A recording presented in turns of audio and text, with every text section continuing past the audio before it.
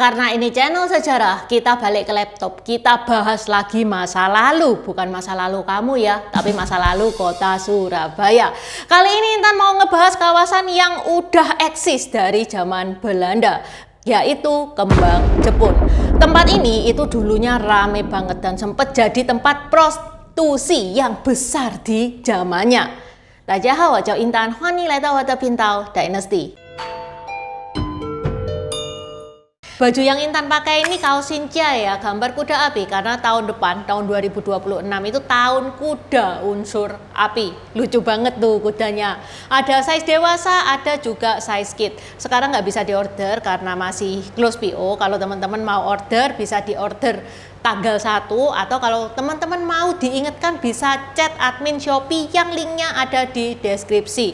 Selain gambar kuda api, ada juga custom marga, bisa request marga sesuai marganya teman-teman, dan ada juga banyak karakter-karakter tokoh China. Okay, let's start! Jadi di Surabaya itu ada pecinan ya, namanya adalah Kembang Jepun.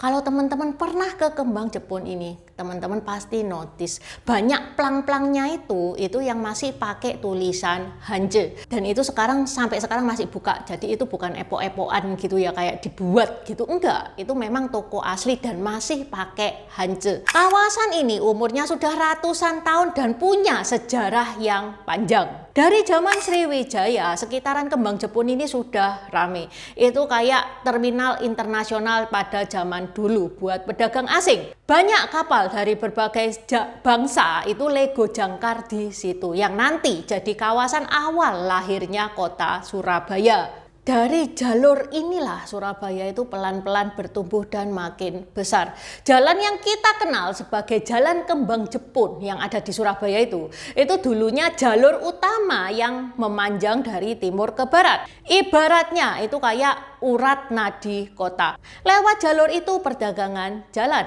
orang lalu lalang, dan Surabaya mulai berkembang ke mana-mana. Kemudian pas zamannya Belanda, kita tahu banget Belanda itu hobi banget mengkotak-kotakkan manusia. Begitu juga di Surabaya. Belanda juga mengkotak-kotakkan manusia yang ada di Surabaya.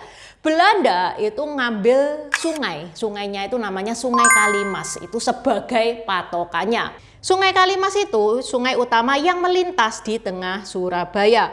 Di selatan Kalimas mereka menempatkan komunitas pecinan dan Jalan Kembang Jepun ada di kawasan ini. Sementara di utara Kalimas ada kampung Arab dan Melayu. Sementara orang-orang Belanda mereka tinggal agak ke barat dari situ. Mereka kayak membangun kawasan khusus yang namanya kece banget, Eropa kecil. Bahasa gampangnya itu kayak komplek elit zaman kolonial, bangunannya cakep, halamannya lebar, dan isinya bule semua. Pada zaman Belanda, kawasan ini dikenal dengan sebutan Handelsstad. Handel itu perdagangan, Stad itu jalan. Ya intinya dari dulu kawasan ini memang kawasan orang cari duit. Kalau pakai istilah sekarang, bisa dikatakan ini CBD-nya Surabaya. Karena memang ini pusat perdagangan ya, kawasan ini rame banget. Ada pedagang asing, pekerja pelabuhan, sampai saudagar dari berbagai bangsa itu lalu lalang setiap hari di kawasan Kembang Jepun ini. Di mana ada pusat bisnis, pusat hiburan pun akhirnya tumbuh juga di sana. Ya mungkin mereka pada mikir ya kalau kerja itu kan rawan stres. Daripada bunuh diri, disediakanlah tempat hiburan di sana. Mulai itu di Kembang Jepun tumbuh klub malam, bar, dan di akhir abad ke-19 mulai berdatangan cewek-cewek Jepang yang disebut dengan Karayuki-san, atau bahasa Indonesianya adalah PSK. Ini enggak sama ya, sama geisha itu enggak sama. Kalau Karayuki-san itu benar-benar tujuannya komersial. Kalau geisha itu fokusnya ke seni dan budaya. Beda ya. Fenomena Karayuki-san ini bukan cuma terjadi di Surabaya, tapi juga terjadi di banyak kota-kota ya Asia. Diperkirakan sejak tahun 1870 sampai 1890 Karajukisan itu sudah mulai berdatangan ke kembang Jepun ini, terutama di kawasan sekitar pelabuhan dan pusat perdagangan ya di Handelsstraat ini. Ketenaran cewek-cewek Jepang ini itu mempengaruhi penamaan kawasan ini. Kembang itu bahasa Indonesianya bunga, yang mana itu kiasan untuk wanita, dan Jepun itu kiasan untuk Jepang. Seiring waktu, nama kembang Jepun itu mulai populer dan resmi dipakai sampai sekarang. Pada zaman Belanda, kawasan ini dikenal sebagai kawasan yang hidup siang malam. Itu menyala terus. Toko, gudang, bar, penginapan, rumah hiburan, terutama di gang-gang kecil itu hidup semua. Aktivitas hiburan ini melayani pekerja pelabuhan, para pedagang, dan orang-orang yang singgah di Surabaya. Semakin ramainya kawasan kembang Jepun ini, semakin mengundang pedagang-pedagang Tionghoa untuk kerja di sana, buka toko di sana. Kembang Jepun ini berkembang sebagai bagian dari kawasan pecinan Surabaya. Bahkan dulu pernah berdiri gerbang khas Tionghoa yang menandai kuatnya pengaruh Tionghoa dan perdagangan di kembang Jepun ini. Tapi seperti kawasan-kawasan tua lainnya, kembang Jepun pun itu juga mengalami perubahan. Memasuki akhir masa kolonial sampai setelah Indonesia merdeka, kawasan ini pelan-pelan berubah. Aktivitas pelabuhan mulai bergeser, pola perdagangan ikut berubah, dan hiburan malam yang dulu jadi denyut utama kawasan ini mulai berkurang. Satu persatu fungsi lama kembang Jepun mulai menghilang. Oke lah, masih ada ya toko yang buka, masih ada gudang yang buka, tapi kawasan ini berubah jadi tempat orang bekerja. Ya literally orang bekerja. Yang namanya orang bekerja, toko itu kan bukanya dari jam 9 sampai jam 5. Ya udah, hidupnya ya jam segitu doang. Nggak ada yang tinggal di sana, nggak ada yang bersosialisasi di sana. Siangnya oke, siangnya rame ya, tapi kalau malamnya itu sepi banget, jalanan itu lenggang, bukan cuma sepi doang, gelap juga, sehingga kawasan kembang Jepun ini menjadi kawasan yang bahaya, kawasan yang hidup 24 jam, cuman tinggal cerita. Di titik inilah kembang Jepun ini kayak kehilangan perannya. Sejarahnya sudah habis karena kota sudah berubah, zaman sudah bergeser. Kawasan ini bertahan sebagai pusat perdagangan lama, tapi tidak memiliki aktivitas malam, tidak memiliki ruang untuk berkumpul, dan tidak ada magnet untuk menarik warga supaya mengunjungi kembang Jepun. Dari sini muncul pertanyaan, kalau kawasan sepenting ini, sebersejarah ini dicuekin, apa nggak sayang? Sekarang kita masuk ke tahun 2003, melihat kembang Jepun ini banyak ditinggalkan warganya nih ya, pemerintah Surabaya muncul dorongan untuk menyelamatkan kembang Jepun ini. Waktu itu pemerintah kota Surabaya sempat punya ide untuk menghidupkan kembang Jepun seperti Malioboro-nya Yogyakarta. Pengennya kayak gitu. Proses awalnya itu bisa dibilang cukup singkat. Tapi jangan salah, meskipun cuma 2 minggu nih ya, persiapannya itu matang banget. Tim turun langsung ke lapangan.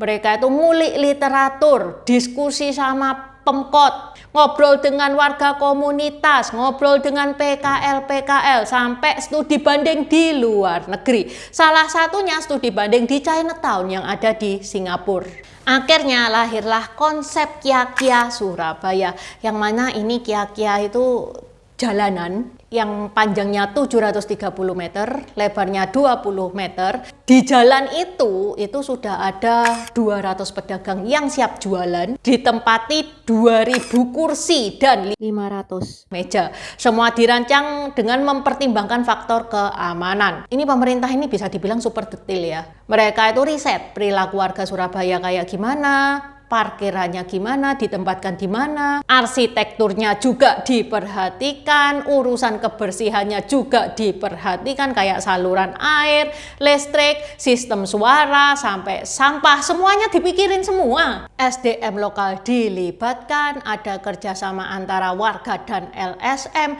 tempatnya dipercantik, dan akhirnya Kia-Kia itu benar-benar terwujud. Kawasan ini resmi dibuka pertama kali pada 31 Mei tahun 2003 di saat hari jadi kota Surabaya. Awalnya Kia-Kia ini ya bisa dibilang sukses besar loh. Intan sempat ke sana di tahun 2003 itu.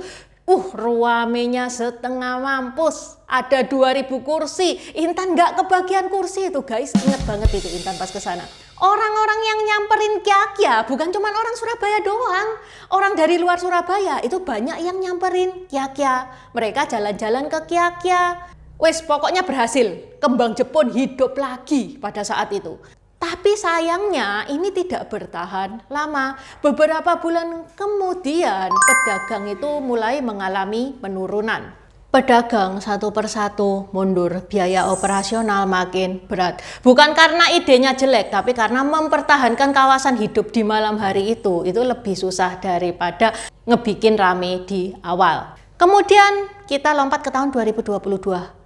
Kia-Kia direvitalisasi, Kia-Kia dibuka kembali, diaktifkan kembali. Pas Intan ke sana ini barusan aja ya, jadi nggak awal-awal. Ini kelihatannya menurut pengalaman Intan loh ya, itu tenan-tenannya itu lebih bersahabat, harganya lebih ramah di kantong. Yang dijual di sana itu murah-murah guys. Mereka jual kayak jagung bakar, jajanan ringan, makanan beratnya ya ada sih. Tapi pas Intan ke sana agak kecewa ya, karena yang Intan cari itu yang haram.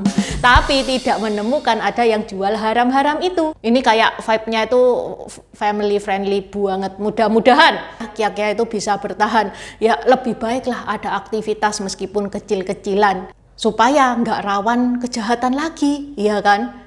Oke, sampai di sini dulu bahasan Intan hari ini. Kan, jajan. Terima kasih udah nonton channel ini sampai habis. Dukung aku terus berkarya dengan klik subscribe dan bunyikan lonceng di bawah ya guys.